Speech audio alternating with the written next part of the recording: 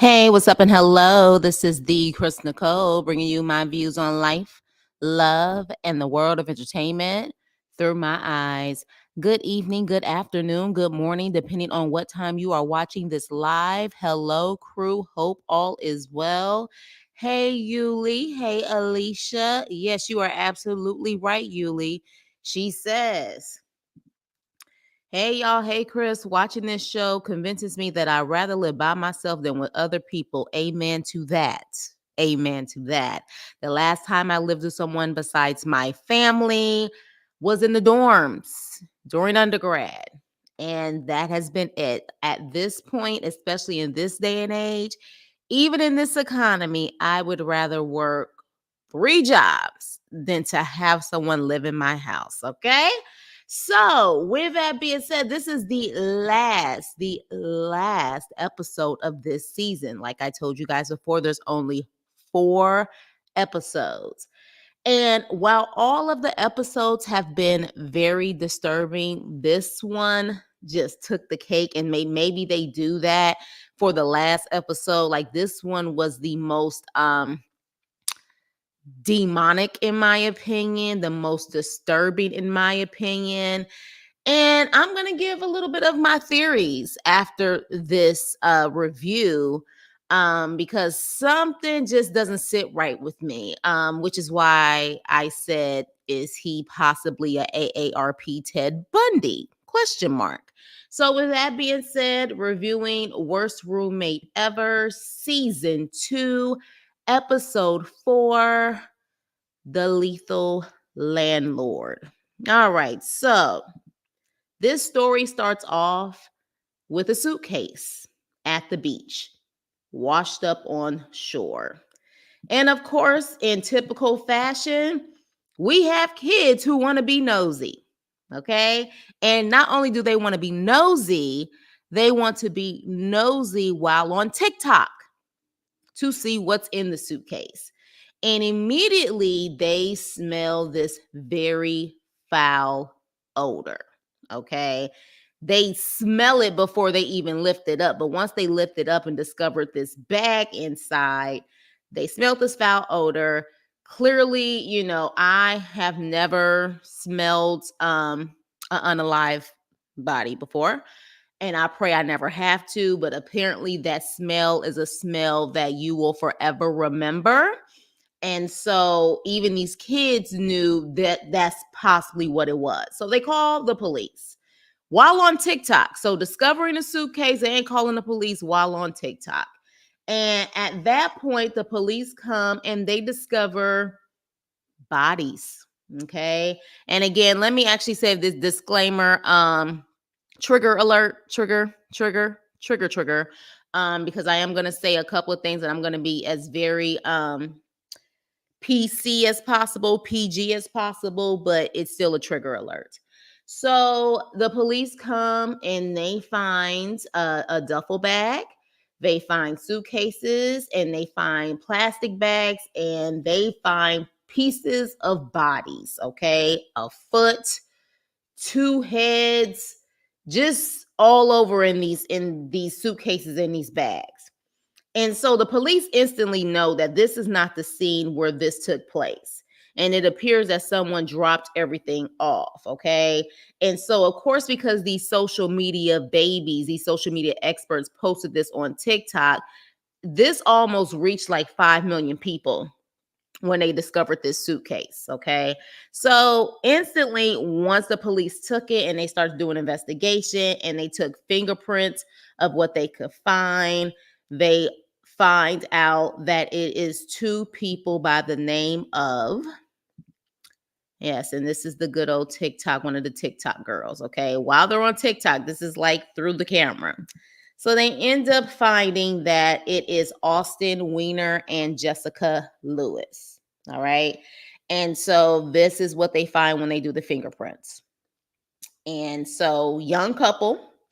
And so at that point, interesting enough, we meet Austin's mother.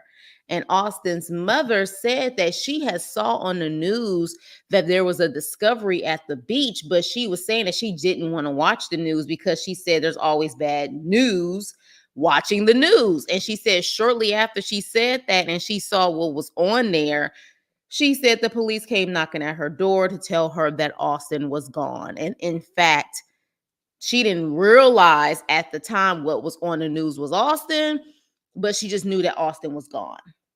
Um, and interesting enough, she said when they spoke to her, they really didn't want to give her the details because realistically, who wants to give the details that they found only parts of your child? Not only are we telling you that your child is unalive, but they only found parts of him. That would be hard for anyone to be able to explain to someone or to even say to someone.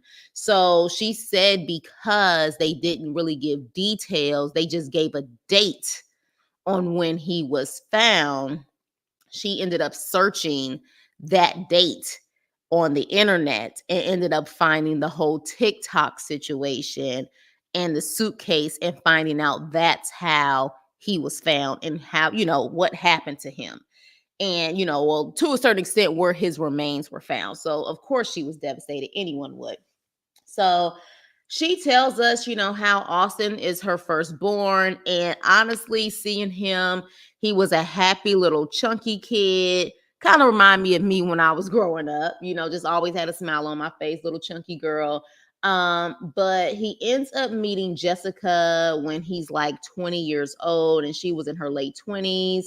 And they were apparently in love. But immediately we find out it's more of like a Whitney and Bobby love, if you know what I mean. They are addicted. And Austin started using the big M at 16. And his mom said that she had to turn him away, which I am assuming she had to kick him out of the house because of his lifestyle, not knowing who he was going to bring to the house, what he was going to bring to the house. And she had other kids to take care of. So because he got kicked out, he ended up staying with Jessica. But because Jessica was also using, they both became homeless. Now, Austin's aunt found Austin and Jessica a place to stay because she used to stay at this place and she stayed at a man named Mike Dudley's home. Okay, Mike Dudley. Now, this is Jessica Lewis' aunt.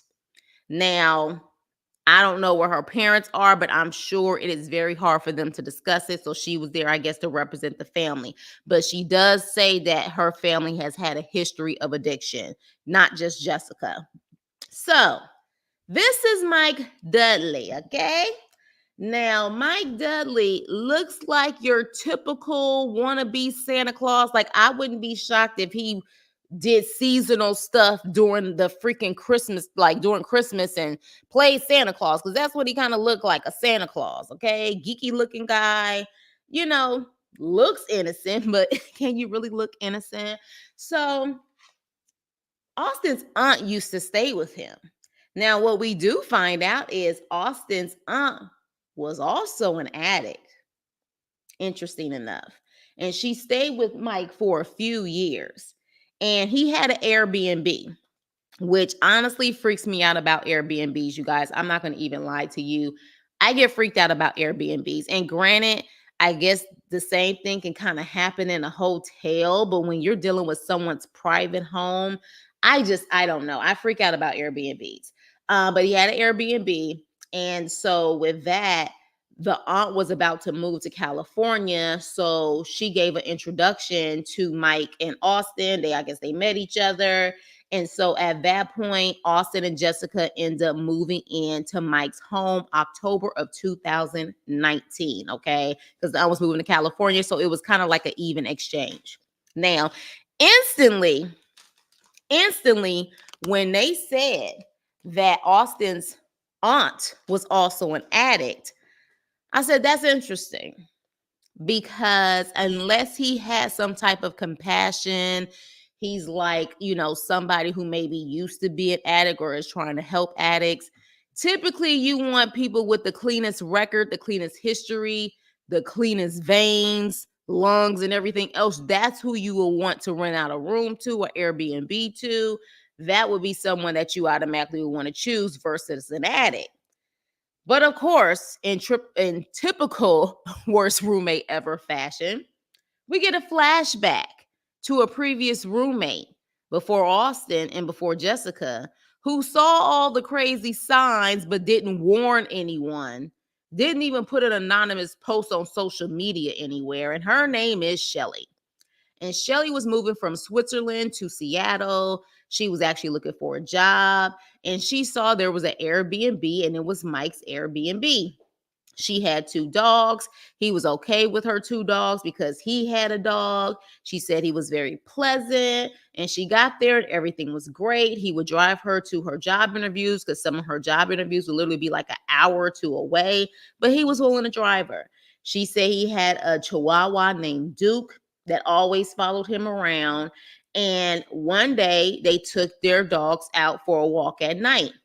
Now, she had her dogs on a leash. Duke used to just roam free. Okay. So I guess while they were walking and talking, somehow Duke ended up walking away. I don't know why he wasn't being monitored, but I guess, I mean, it can happen, especially for a small dog and especially at night. But while they're walking and talking, they're like, where did Duke go? Next thing you know, he gets a call on his phone, an anonymous call telling him, I'm sorry, but your dog was hit by a car and passed instantly. And of course, for anyone who has an animal, that is devastating to hear. Okay. So I can't even imagine. And so I guess whoever it was just called him because I'm assuming Duke had a collar on him with Mike's contact information. They called him, but I guess left Duke there because they didn't make it seem like someone was there. So they end up getting Duke. Mike sees him, picks him up, takes him home. Now, mind you, this is a lifeless dog at this point. So, of course, he's devastated. He's sad. Shelly says he takes Duke into the room, his room, and he sleeps with Duke that night. Okay. Mind you, again, the dog is gone. He sleeps with Duke that night. But then she said it turns into 2 or 3 nights where he's still there sleeping with Duke. And she's actually a psychiatrist. And she said, of course, all of her teachings and you know everything she's learned is kicking in like something is not right here. And so at that point, she said that he was like, he's just not ready. He's not ready to go. And he decides to put his lifeless dog in a freezer. Now, the way that is described in the cartoon version of what they did, it made it seem like he put that Chihuahua in the freezer where he puts his food. Okay. First of all, it's already weird as hell to do that in the first place. But she didn't say like a deep freezer, like in the garage or something. It made it seem like that dog was in there with his possible ice cream, frozen pizza, frozen meats. It was just chilling there. And she said that she stayed with Mike for like a month. And that whole entire month, Duke, his Chihuahua, was still in that freezer. Mind you, she's a psychiatrist. She must have been really, really desperate. Very, very desperate. And didn't have any place else to go. Because I'd be damned. But moving on. So now, when Austin and Jessica move in to the home, they clean. And Jessica cleans and Austin works on cars because I guess Mike used to get cars from the auction, apparently. So that's how I guess they used to pay their rent, by doing things for him. And so Austin's mom said that Austin did used to mention that, you know, Mike had a lot of rules and had a lot of cameras and knew who was coming in and out of his house. And they even had to ask for permission for them to, you know, have people over, especially like even, you know, their parents, and how he seemed to be like crazy paranoid about who was in the house, how long somebody was in the house or whatever. So at this point, you know, If they're not paying rent, I can understand you saying, okay, well, you can clean my house or you can do certain, things around the house or certain things for me. So again, cleaning the house, fixing cars. But the problem is he also was having them steal cars, allegedly. Okay. He was having them do all of his illegal dirty work, allegedly. He was having them do a lot of different things while he looks innocent and looks like this Santa Claus here, while they look like strung out criminals. So that tells you a lot, because they would do those type of things for him and he would look innocent, while if they got in trouble, it is what it is. But that's my opinion on the situation. So with that, we get back to Shelly. At one point, I guess Shelly moves out of Mike's house, but she has to rush to Kansas to take care of her father. And at the last minute, she didn't know or had anyone who would keep her dogs. And Mike said, "Oh, I'll keep your dogs, no problem." And she said, "Okay, well, he loves dogs." So she didn't think anything of it. So she said she called every day to check in on her dogs. And one dog name was Pepper. The other dog name is Ringo. And she said every day that she called, everything was fine. But she said randomly one day, he tells her the dogs are gone. They ran away. So, of course, she said her heart dropped. She's freaking out because she's like, where are my dogs now? Both of them were chipped, but, she said they were missing for like 2 weeks. Now, they ended up finding Ringo, okay? And they ended up showing a video of how, I guess, Mike showed or sent her a video showing that, yes, it is Ringo. Someone did find him or whatever. And Ringo looked happy, that he was found. And she was still in Kansas. Now, based on what she said, she was in Kansas for like a month or two. I'm not trying to judge her, but I'm sorry. Ain't nobody keeping my pets for that long. They're just, especially if it's not a family member, but even a family member, nobody is keeping my pets for that long. Maybe for a weekend, maybe even for a week, but a month or two, at that point, I don't know. I don't know. Like, for me, it's like, find a way to take them with you, even if you got to drive to Kansas, because that's a long time for anyone to be able to take care of someone else's animals. So at that point, she says she comes back home. Mike is the one who picks her up from the airport. And so when she when she gets picked up from the airport, I guess for whatever reason, she's staying there after she gets back. And she says that she's just sitting there. And the next thing you know, Mike comes in to greet her. And he's holding one of his hens, like a chicken hen. Okay. Now, she did mention that he had a chicken, coop or whatever the case may be, like right next to his house, like that there was chickens. And she said he comes in with the chicken hen, and Mike tells Shelly he unalived Pepper. He took Pepper out, the other dog that was missing. And she was like, "You what? Like you hurt my dog? You unalived my dog?" And he said, "Yeah." And she said, "Why?" And he said, "Because Pepper unalived my chicken hen's baby." Like the chicken hen's baby. So the chicken hen, the little, what's the damn small chickens called? Y'all already know what I'm talking about. But the baby of the chicken hen, I guess Pepper ended up hurting or unaliving that little baby. And because of that, he decided to take Pepper out, and he tells Shelly an eye for an eye. He hurt and unalived the hen's baby. Chicks, thank you. Thank you. Thank you so much, chicks. He unalived the baby, the chick. So eye for an eye. I took him out. And again, she says, as a psychologist, she says she had to keep it together. She couldn't get hysterical because she knew at any moment this person could snap and take her out. So she said, "Where did you bury him?" And Mike says, "Oh, Austin and I cremated him." She said she went into the yellow room because he said he had a blue room. She said they had a blue room and a yellow room there. She went into the yellow room, locked it, called an Uber, and left. And I hope She left and took Ringo with her. Okay. So that was the end of their story, I guess.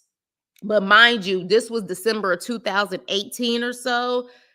She saw the signs. Okay. She saw the signs. Now, she did say that she ended up seeing Austin and Jessica, and she said that they did look kind of, you know, grungy, definitely not, uh, not classy, kept together. Like she knew that they probably had been in the streets. So she said she started noticing people like that moving in.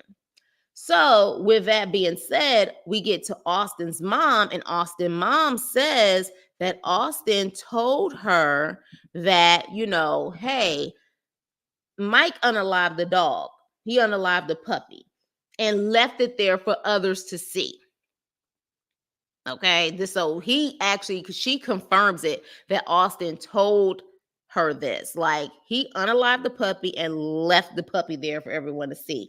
And so the mom is like, you sure you feel safe in that type of situation? Because let me tell you something. I have always looked at people, even when I was a little girl growing up where I grew up, I would see people kind of like treat their animals or their dogs bad when they would discipline them or whatever the case may be. Like to me, animals are like babies, like they're innocent. They just want love, they want shelter. And when people take the time out to really hurt animals and even like unalive them, like it truly is like there's something psychological going on there. And that is my opinion. Like something psychological. Because I even had people in my family that would treat their dogs bad. And it used to bother me like growing up. Like, then why do you have this animal? Like, you're wrong to do that. Luckily, I guess they grew out of it and they ended up loving pets. But I don't know, there's something about it. Like, I think sometimes people take their frustration out on pets, and then some people have deeper rooted issues like this Mike Dudley. I would definitely like to know, people who are into psychology or are psychologists, is there like something behind that when they do hurt animals? Let me see what you're saying. Oh, you can tell, yes, cruel of him to, exactly, you could tell a lot about people by how they treat animals and how animals respond to them. Yes, yes, it's a trait. Yes, yes, something about it. Now, I do think some people do grow out of it, because I end up having a family member who used to do that, and then ended up loving animals. So I don't know what happened there, but in this situation especially, and I honestly think Mike, for whatever reason, when that happened to his dog, I don't know. I'm just gonna assume, this is my opinion. I think he always wanted something to happen to one of her dogs so she could feel the pain. Like I think he wanted to purposely cause her pain. But that's just my take on it. So with that, at that point, this was around May of 2020, where they finally said that they were going to move out, because they moved into Mike's home around June, I believe, was it June of 2019? I think June of 2019, I think they moved into the home. So around May of 2020, they said they were moving out because they saw him with a couple of pieces of steel, if you know what I mean, the hammer.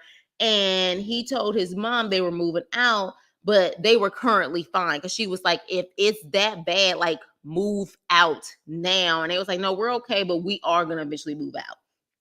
Well, after that, unfortunately, she never heard from him again. She said she couldn't get a hold of him. She called his phone, but she said that was normal because, again, he's an addict. So he had times where he would sell his phone or whatever the case may be because of his habit. But she said Jessica will always have her phone. She would always have her phone, but she never picked up.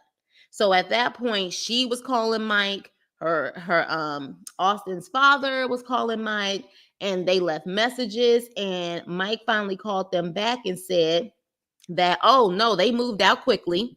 They moved out. I don't know exactly where they are, but they moved out quickly, and they left a huge mess. So the mom was like, oh, okay, well, I'll come over there and clean up the mess. And he was like, no, that's okay, don't come over. All right. So at that point, once they didn't hear from them, and I think it was almost like a month they didn't hear from them, they of course reported to the police, and the investigation begins when it comes to Austin and Jessica being, gone. They're missing. Now, apparently, they found their bodies June 19th. Okay. That's when the suitcases were on the beach. All right. So around May, when they said we're going to move out, to June 19th, I guess the family didn't know where their whereabouts were. So at that point, they do an investigation on what they could find of Austin and Jessica, and found out that Jessica got hit, if you know what I mean, by the steel. She got hit 4 times. Okay, 4 times. One went straight to the heart. And I'm assuming Mike assumed because they were addicts, no one would care. You know what I mean? I'm assuming that's the case. But at that point, as you could tell with Austin's mom, she was determined to know where her child was.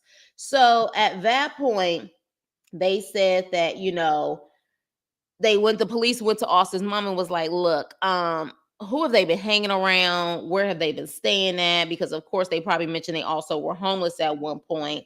And Austin's mom says, well, they used to stay with this guy named Mike. I don't know the address, but I know how to get there. And so they end up doing an investigation on Mike. They said the first thing they saw when they drove by was all the cameras. And they said pretty much people who are involved in, those type of activities when it comes to, I'm saying, the addictions, they have cameras all over the place. And they found out that he had some priors. And even some were saying that he was an addict himself. So apparently during this investigation, after, again, June 19th, when they found them, apparently a call came in on June 9th of do not start. As look, speaking of pets, one of my pets now wants to get out of the house. It's not happening. No. June 9th, okay, a neighbor of Mike's calls. The wife calls first, and then the husband calls, says that they heard multiple bang bangs, okay? And then they heard someone screaming. And so she was the one who called first. And then the husband called again and said, hey, we heard, some bang bangs, and we heard somebody screaming. And then they got very specific in what they heard. They heard someone screaming, saying help. They heard someone screaming, saying, leave me alone. Just let me leave. And so at that point, the police was like, okay, we'll update them. And then the police, get to the dispatch said, we'll update the police. The police get to Mike's house and no one answers. So since they didn't have a legal reason to force their way in, they just left. And I'm just like, okay, that's interesting. That's quite interesting. Because let me tell you something. What do y'all think you hear? If you hear gunshots in the inner city, hell, you don't even have to hear gunshots in the inner city. Do you think the police just gonna leave if someone don't hear, if they don't, no one answers the door? You think they would do that? I don't know. I just have a feeling like, how much of an effort did you guys really give, especially when they were that descriptive on what they heard? They heard the bang bangs. They also heard someone screaming saying, leave me alone, don't do this. I don't know. I just feel like the police was just not on their job at that point. It was like, okay, well, we don't hear anything, we're out. So at that point, when they find out that, they have this 911 call, that gave them more of a reason to investigate Mike. Okay. So June 9th, this call happened to 911. And then June 19th, the suitcases were found. Now, what I guess Mike didn't expect was that a witness was going to come. Okay. A witness was going to come and literally spill the beans about Mike. And she was actually a roommate at that time, June 9th, that night. And she went to the police, and the police said, well, what, did you hear anything? Did you see anything? And she was like, no, it was really quiet. She said, but I did see Mike. His glasses were broken up and he had defense wounds, like scratches and all of that stuff on him. And so at that point, she said she did see that. And then she says she goes into a room where she sees a bulk of clothes with a figure of a body. Okay. And she says she saw a hand sticking up with red sauce all on it. Y'all get the hint. Y'all know what it means by red sauce. And so at that point, of course, she's freaking out. She closes the door, sits down because she's freaking out. She's trying to remain calm. And this fool ends up saying to her, can he drop her off somewhere because he has to clean up this mess? Yeah, that's what he tells her. Now, I don't know if he knew that she went into that room, but the fact that he was like, look, you got some, can I drop you off someplace? You got someplace to go? Because I got to clean up this mess. Okay, just calm, just whatever. So when she says that, she's like, I couldn't say anything because I was fearful of my life, of course. Because he definitely is giving a serial K all up and down, like John Wayne Gracie, Ted Bundy type of vibes. So at that point, because the police got that witness, on August 19th, they end up arresting him, Mike, and searching his home. And, you know, what's crazy about the scene where you see the detectives questioning him? This was August 19th of 2020. Y'all know what went down in 2020 that pretty much impact the whole world.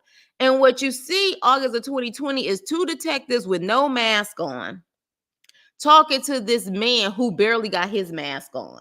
And I was like, that's quite interesting. But that's just me being random about my thoughts when I saw that scene. So at that point, they're questioning him, and they said, "Look, did you hear about Austin and Jessica on the news?" And he was like, "Yeah, I heard about them on the news." They were like, "Well, why didn't you call the police?" And so then he tries to say typical privilege fashion. He tries to say that Austin was into some bad stuff, and then he starts putting it on minorities, saying brown people was involved possibly because he was in some really bad stuff. So maybe some of the brown folks, the Hispanic folks, I think he even said Samoans, they may be involved in what's going on. I said, oh, you are just so typical with your privilege, ain't ya? Ain't ya? He's like, oh, Austin was in some very dangerous stuff. It was always something going on, and he mentioned a duffel bag. I was like, how convenient that he says that he mentioned a duffel bag. And then, of course, they found some of his remains in a duffel bag. But anywho, so he did. He said Samoans and he said Hispanics. I think he said Mexicans. And I was like, oh, so ignorant, just so ignorant with that. Like, oh yeah, lead them to the minorities. I ain't got nothing to do with it. And please, I'm glad they were smart enough to realize they already knew, who they had because they already had a witness. So at that point, we find out that the room that Jessica and Austin were staying in, he had repainted that room, cleaned up that room, but for whatever reason, he left the glazed furniture with all of the steel, like literally all over the room. And I'm thinking, like, well, how smart are you to clean it up and repaint the room, but leave the furniture with all of the, bullet fragments all over the place? I didn't understand that. And of course, the police found it, took pictures of it, found the actual, things like certain things in the wall. Like it was just, and they found Austin's red sauce in that room. They tested the red sauce and found out it was Austin's. Hey Shayla. Hey Shayla. I'm in this kitchen, of course. You always in the kitchen. But yeah, so at that point, they had enough to arrest him. And what was so crazy about this is this apparently happened on the 9th. You guys, so sorry. You guys know how animals are. Because I know you hear him in the background because he gets louder when he can't get his way. So this happened on June 9th. So just imagine this happened on June 9th, and he ends up breaking them into little pieces. You guys, like I said, it's trigger alert. Breaking them into little pieces, had them over there for over a week, and then he dumped them. So literally, they said once they knew they had their guy, they said they traced his phone for like the past 3 months. And they said the only time that that phone left his home was the night of June 18th. And the night of June 18th, it literally took the route of like the two spots where they found the remains. It literally, his cell phone pinged in those two locations, and then it went back home. So they definitely knew at that point it's a done deal. So December of 2022, they found this crazy fool guilty. Okay, rightfully so. Now, interesting enough, though, this picture of Austin, you can tell at this point he was using, and it's so sad because you can tell, with addiction, it just takes the soul and life out of you, and you can really tell from his pictures when he wasn't using to after, there was definitely a difference. So June 2022, they found him guilty. He was 62 years old, and they sentenced him to 46 years in prison. And for years, they did not recover the rest of Austin's body, Austin's remains. They did not recover it. Jessica was pretty much found, but they couldn't find Austin. And the detective was so upset by it. He was crying because he was like, I know the family, they're good people. And he hated the fact that they couldn't find them. But August of 2023, they ended up finding the rest of Austin remains in the forest area, which to me, that was nothing but God's grace. Because you would think after all of those years, mind you, this happened in 2020. They found his remains in 2023 in a forest where there's like wild animals and things like that. I'm shocked that they were able to find it years later. But even the mother said she think it was God to kind of, make her whole, because she was never going to be at peace to not know where his remains were. And, the fact that that was able to bring her peace. So I think that was truly God's grace to, help her find peace. So at this point, he won't be able to be eligible to get out until like he's 102 years old.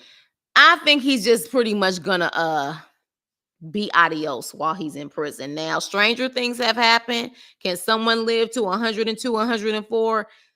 Yes. But for some reason, I just don't think he's going to be one of those people. Now, here's my problem in this situation. This is why I put a question mark on if he's the AARP Ted Bundy, because of course he was damn near senior citizen retirement age when this happened.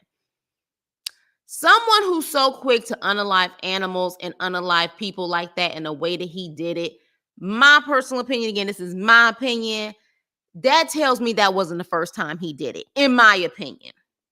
Now, interesting enough, he was in Seattle, Washington. Anybody who knows the story about Ted Bundy, where was he from? Was he from the Seattle, Washington area? He just gives me vibes that this could have definitely been something that has happened before. And he just never got caught because he was able to kind of slide through the cracks of his privilege, and because of his look, just like the John Wayne Gacy's. I think his last name was Gacy. You guys know who John Wayne Gacy is. He was the guy who was in Chicago area, the clown. He did the clown. He was a serial K. He was one. And then also Ted Bundy. They were able to get away with it for so long because, they were privileged white men that didn't look creepy to people. So, for them, they was able to get away with it like forever. I wouldn't put it past them. Yeah, John Wayne Gacy. Exactly. Thank you. Awakens. Thank you so much. So yeah, it's definitely one of those things where it makes you wonder, has he done this to multiple people? He already did it to two with no hesitation, and literally told the girl who was staying with him, do you have someplace to go so I can clean this up? He made it seem like he was a pro.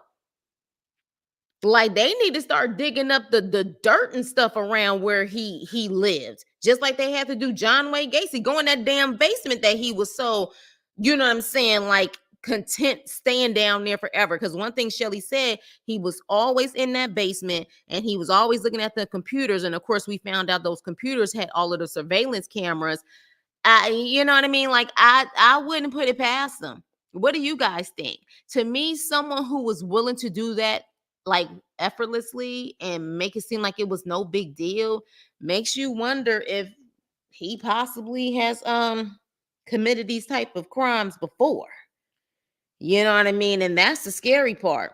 Now, I know typically police don't like to reopen up investigations and stuff or whatever the case may be, but if I were them, I would look into some files that haven't been solved, some crimes that haven't been solved, if you know what I mean, and see if they can put two and two together and see if maybe somehow, some way he's connected to some other people. Because to me, this is a little creepy. This is a little creepy for someone, when you hear about these type of things and people do that for like their very first time. Like, to me, the way that it went down and the way that it occurred, he seems like he has possibly done this before, even knew where to dump things before. It was just that this time around, it didn't like go out to the actual ocean and he ended up getting caught. But I wouldn't put it past him. What do you guys think? What do you guys think? Okay. I like true crime. I don't know if you know that Awakens. There's a SK story you should check out. Okay. All right. Um, Let me actually put that in here now just so I can make sure that I remember that, because I love SK stories, especially I love true crime and true crime documentaries. But yeah, it just makes me wonder. It really makes me wonder if Austin and Jessica were not the first and not the last. Because let's be clear, he still had months. He still had months to do what he needed to do. And if that witness, I wouldn't be shocked if he was maybe planning on doing something to that witness, but she was able to get away. But it really makes you wonder with his oh, your father had a true crime library. Yeah, I love true crime. I love true crime. But it makes you wonder if he was he was masterful at it. You know what I mean? That he was masterful at it and he was able to do it for so long and ended up just getting caught. And that's one thing that Austin said. He just messed with the wrong family this time. But I think it's more than just messing with the wrong family. I think this time around, his plan just didn't work. His plan didn't work compared to his plans, that he possibly did before. I'm just saying, it's my opinion. It really makes you wonder. I'm not accusing this man of anything else, but I'm just saying it makes you wonder, because the fact that he came in with that freaking hen and told Shelly the way that he did, that he unalived her dog, that's definitely a sign. And the fact that he sat up there and did that to those two, and that's one thing that even Jessica's aunt said, that when her brother, which I'm assuming is Jessica's father, called her, he was like, why did they have to put him in pieces? And that to me tells me there's really something wrong there. Like, there's really something wrong there. And of course, he's probably gonna never admit to it, but it really makes you wonder why he did what he did. Because I just wouldn't put it past him that the fact that they just wanted to leave and he just snapped. He just really snapped. Um, yeah, yeah, seriously. But honestly, another thing too, what would you guys do in that situation before we go? What would you guys do in that situation? Because the girl Shelly, who was his roommate, she was an actual psychiatrist. She saw all the signs. She said she saw all the signs that she needed to see. Wouldn't at some point you think you would at least let somebody know, even if it's an anonymous like Reddit, you know what I'm saying, or something saying be mindful of this person, stay away from this person? Like, I don't know, like, to be able to just leave that situation and not say anything, especially what he did to her and her dog. I don't know, y'all. I feel like, as people, sometimes we can be very on some, well, thank God I got out of there. Everybody else, I hope that, they'll be okay. When sometimes it just takes just a little effort, especially when you far away from him, to just say, look, stay away from this man. Just, I'm telling you now, she didn't have to go into details, just simply say, stay away from this man. But she didn't say she did that. So It makes you wonder, has she alerted some people and said, stay away? Maybe this wouldn't have happened. I don't know. But with that being said, you guys, thank you so much for watching my reviews. We are done with season 2. I really hope Bloomhouse continues this show. It's a really good show, but like Yuli said, it has definitely made me say hell to the gnaw to a roommate. Absolutely not. Absolutely not. Hell to the gnaw. I can't post that Awakens because you're gonna have to, those type of words, you gotta asterisk, and you know which word I'm talking about. You put on a live, but the first sentence you gotta, kind of put an asterisk on there. But wow. Wow. Wow. So yeah. So no, it's okay. I know you didn't do it on purpose. I'm just letting you know. So when he did that to you, or that person did that to you, did you report it? Did you report it? Because I'm curious. Did you actually report that? Because to me, those are signs that eventually it's going to get worse. But I guess I can understand to a certain extent people be just relieved that they were able to make it out. But I don't know. I just feel like, especially by her being in the medical field. Okay, good. Yeah, being in the medical field, I feel like she definitely had a responsibility to tell someone. A short time. See, this is what I'm talking about. A short time. And that's the problem too. I don't know if we really are invested, especially in this country, with people's mental stability anymore.